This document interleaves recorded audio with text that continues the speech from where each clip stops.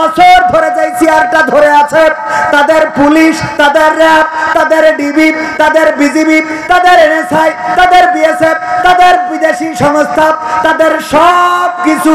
আর আমার দেশের ছোট ছোট বাচ্চা শিশুরা, যাদের হাতে অস্ত্র নাই, যাদের হাতে বোমা নাই, যাদের হাতে গুলি নাই, যাদের হাতে ছুরি নাই, যাদের হাতে দা নাই, যাদের হাতে কাস্তে নাই, খালি হাতে রাজপথে নামলো, এক দফা এক দাবি, স্বৈরাচার কবে যাবি?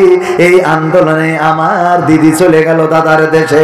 যদি 15টা বছর ধরে এত কিছু সব রেডি করার পরেও বাংলাদেশে থাকার সাহস না পায়, তাইলে আজকের যারা উপদেষ্টা, আজকের যারা তত্ত্বাবধায়ক সরকারের উপদেষ্টা এবং প্রধান উপদেষ্টা সহ যারা আছে, তারা যদি বাংলাদেশে ভুল করে, আল্লাহর কসম করে বলি, তাদের তাড়ানোর জন্য 3 দিনও লাগবে না। কয়দিনও লাগবে না? 3 দিনও লাগবে না। সুতরাং ছাত্ররা যারা আন্দোলন করে, ওরা কিসের ছাত্র এটা জানার দরকার। এখন পত্রিকায় আসে ছাত্ররা এটার বিরুদ্ধে আন্দোলন করছে, ওটার বিরুদ্ধে আন্দোলন করছে, কিন্তু মাথায় রাখতে হবে ওরা কি বৈষম্য বিরোধী দলের ছাত্র, নাকি ওরা শিবিরের ছাত্র, নাকি ওরা লীগের ছাত্র, নাকি ওরা দলের ছাত্র, এটা দেখার দরকার আছে না নাই? আবার অনেকেই আছে ছাত্র ও না, ছাত্র ও না রে, তারপরে রাজপথে দাঁড়ায় আন্দোলন করে ছাত্র সেই যে, এমন আল্লাহর ওলি আছে না নাই? কথা কয় না, আছে না নাই? বাজারে এসে কালেকশন করে। কোথা থেকে এসেছেন? কুলুকুলু গ্রাম থেকে এসেছি। হ্যাঁ, এটা গ্রামের নাম বলে। ওখানে একটা মাদ্রাসা আছে, দান করেন কিছু। যদি বলা হয় ওই মাদ্রাসায় যাও, কয় যাবেন? দিয়া লাগবে না আপনার। এরকম আছে না নাই? মেয়ে বিয়ে দেবে, সাহায্যের জন্য আসে, মেয়ে বিয়ে দিতে পারছি না। আমি বললাম, ওগো আমার বোন, যে মেয়ে বিয়ে দিবেন অ্যাড্রেসটা বলেন, ঠিকানাটা বলেন, আমরা আপনার মেয়ের বিয়ের দিন উপঢৌকন নিয়ে যাব, এত কষ্ট করেন, আপনার মেয়ের বিয়ের দিন যদি পারি কিছু সহযোগিতা করব। কয় দেবেন না? ভালো কথা, এত কথা কান কেন? তার মানে বোঝা যায় না, যায় না? এরকম ভণ্ডামি আছে না নাই? অনেক আছে। এই জন্য এখন যারা আন্দোলন করে, এখন যারা কথা বলে, এই কথা কারা বলছে এটাকে খুঁজে বের করা দরকার। অনেকেই আমাদের ভাই ভাই দ্বন্দ্ব বাঁধাতে চায়, অনেকেই আমাদের এই সম্পর্কের মধ্যে ফাটল ধরিয়ে দিতে চায়। 15টা বছর ধরে যা পরিবর্তন করতে পারলো না, 3টা মাসের মধ্যে কেমন করে পরিবর্তন হয়ে যাবে, এইটা তো একটু কমন সেন্স দিয়ে বোঝার দরকার আছে না নাই? কথা কয় না, আছে না নাই? 15 বছর ধরে এই রাস্তাটা পাকা হয়নি, এখন 3 মাসে আপনারা যদি আন্দোলন করেন রাস্তা পাকা করো, নাই ক্ষমতা ছাড়ো, এ হুজুর যাবে কেন? আগে 15 বছর দিয়েছেন। হিন্দুরাও এখন অধিকার না, অধিকার চাই, অধিকার চাই, শাহবাগে যাব, লং মার্চ করব, এই করব, তাই করব, কত হুমকি, কত ধামকি দিচ্ছে না, দিচ্ছে না? অথচ যখন বিশ্বজিৎকে কুপিয়ে কুপিয়ে হত্যা করা হয়েছিল, বারবার চিৎকার করে বলেছিল আমি শিবির নই, এমনকি আমি মুসলমান নই, আমি হিন্দু। তাকে হত্যা করার পরে আমার দেশের দাদারা, দিদিরা একজন প্রতিবাদ করে নাই, বলেন ঠিক কিনা? আর এখন এত অধিকার, আরে বাবা, পান্তে চুন খসলি কয় এটা কি চেয়েছিলাম। তা কোনটা চাইলে তুমি? এটা কি চাইলে তুমি? আছে না নাই? ক্ষমতার দাপটে তুমি, ক্ষমতার দাপটে তুমি হইলা যে ভাই অন্ধ, সব ক্ষমতা চূর্ণ হবে আখি হইলে বন্ধ তোমার, সব ক্ষমতা চূর্ণ হবে আখি হইলে বন্ধ। ক্ষমতার দাপটে তুমি, ক্ষমতার দাপটে তুমি হইলা যে ভাই অন্ধ, সব ক্ষমতা চূর্ণ হবে আখি হইলে বন্ধু তোমার, সব ক্ষমতা চূর্ণ হবে আখি হইলে বন্ধু। গায়ের জোরে আজকে তুমি হয়েছো বেসামাল, এই ক্ষমতা রবে না ভাই তোমার চিরকাল। ঠিক না বেঠে? গায়ের জোরে বেসামাল হয়।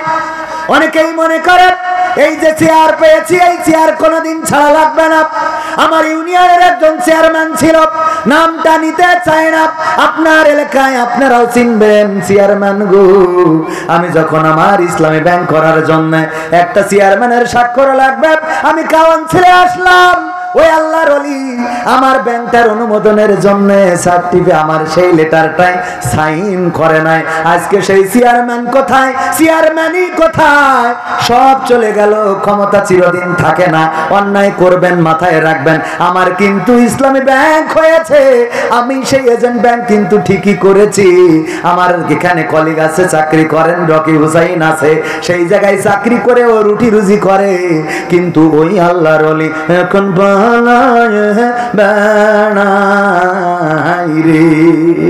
ঠিক না ভাই? ঠিক। এটা ছিল ক্ষমতার অপব্যবহার। কি ব্যবহার? কথা কয় না, কি ব্যবহার? ক্ষমতার অপব্যবহার যদি কেউ করে তার এলাকা ছাড়া লাগবে, এটাই নিশ্চিত। আর ক্ষমতার ব্যবহার, সুষ্ঠু ব্যবহার যদি করে, হাসি মুখে ফাঁসির মঞ্চে ঝুলবে, তারপরেও দেশ ছাড়া লাগবে। কথা কয় না, সে লেগেছে।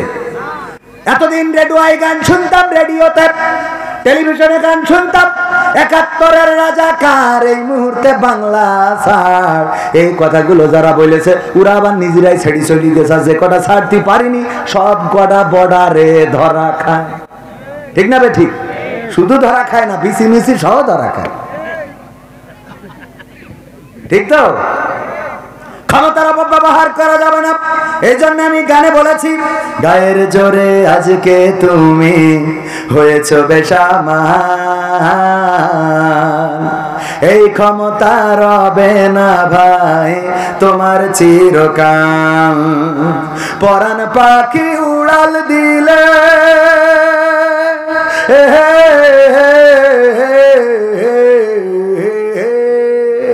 পরাণ পাখি উড়াল দিলে, পরাণ পাখি উড়াল দিলে, দেহ হবে গন্ধ, সব ক্ষমতা চূর্ণ হবে আঁখি হইলে বন্ধু তোমার, সব ক্ষমতা চূর্ণ হবে আঁখি হইলে বন্ধু।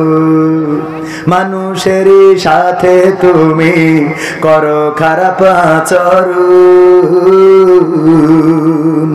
জানো কি ভাই কার ইশারায় ভুবনে করবে চরণ। ঠিক না বে? ঠিক।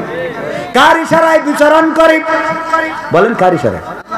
আল্লাহর নামটা নিতে কি কষ্ট হয়?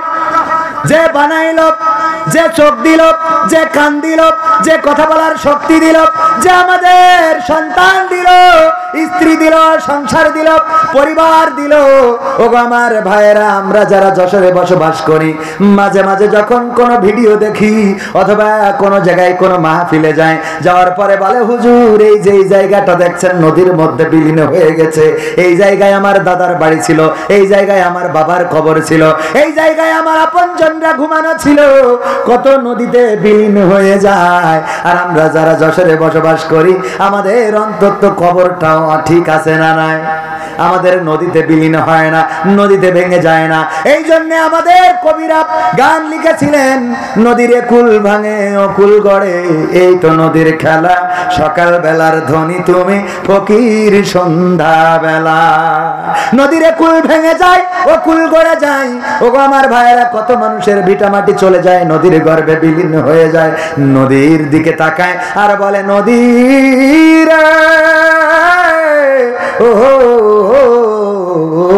ও নদী, তুই তো আমার ঘর ভাঙলি, বাড়ি ভাঙলি, তুই আমার এইটা করলি, ওইটা করলি। ওগো আমার ভাইয়েরা, আমরা যারা যশোরে বসবাস করি, আল্লাহ আমাদের ভিটা দিয়েছেন, ঘর দিয়েছেন, বাড়ি দিয়েছেন, স্ত্রী দিলেন, আমাদের অনেক নারীদের স্বামী দিয়েছেন, সন্তান দিয়েছেন, সংসার দিয়েছেন।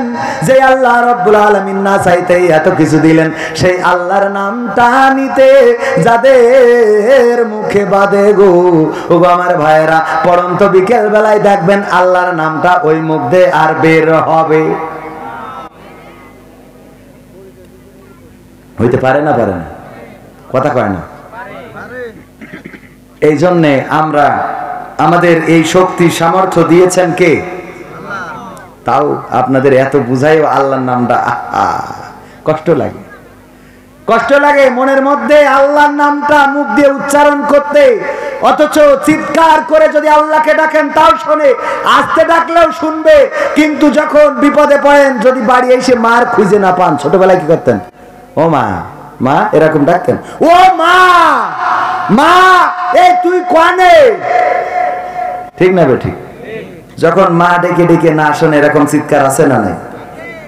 তো আল্লাহর নাম একটু এরকম চিৎকার করে বলা যায় না? ওগো আমার ভাইরা, আমাদের এই জীবন, আমাদের মরণ, আমাদের হাত, আমাদের পাপ, আমাদের চোখ, আমাদের কান দিয়েছেন কে? চিৎকার করে বলেন, দিয়েছেন কে? এরপরেও দেখলাম কিছু আল্লাহর ওলি মুখ খোলে নাই। আমারও কোনো অসুবিধা নাই, কারণ আমি আল্লাহকে ডেকে আল্লাহকে পেয়ে আজকে এই পর্যন্ত। যারা ডাকে না ওরা পায়ও না, পাবেও না। ওদের জন্য দুয়া যেন আল্লাহ ওদের হেদায়েত নসিব করে, বলেন আমিন। কারণ আল্লাহ ডেকেছে যারা, পেয়েছে তারা।